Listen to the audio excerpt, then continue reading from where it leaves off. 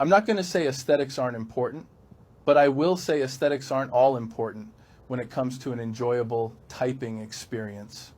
So I want to provide an overview of what I consider to be one of the most underrated typewriters out there, and one which at the moment is one of the best values you can get.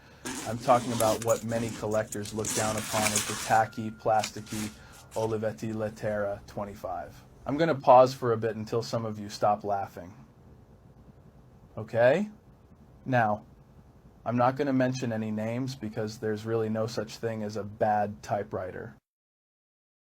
You might have already encountered some models which are eye-pleasingly well designed aesthetically, but deliver a terrible typing experience.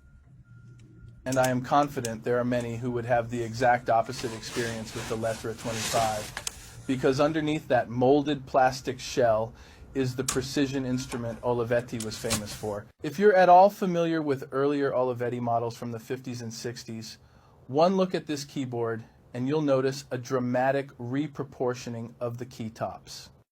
If you don't think this is a significant or beneficial change, then you probably haven't heard as many people complain as I have how they want to like a particular model.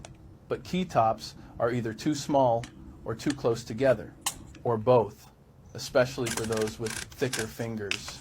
The Lettera 25's responsive typing action is preserved, while the more fully proportioned key tops provide a more comfortable landing for the digitally well endowed. Yeah, I should probably edit that out. So, what doesn't it have? Well, first, it doesn't have a tabulator, so you have to do your indenting with the space bar. It also doesn't have a paper support. Even some of the most dismal machines have a paper support. Apparently a cost-cutting measure like the plastic shell, which, by the way, may be as tacky to the touch as it is to the eyes, and while it is lightweight, it's by no means flimsy.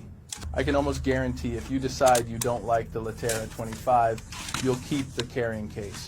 Although you'll probably wonder why Olivetti finally designed a decent, durable case for one of their least appealing typewriters when their future was already behind them.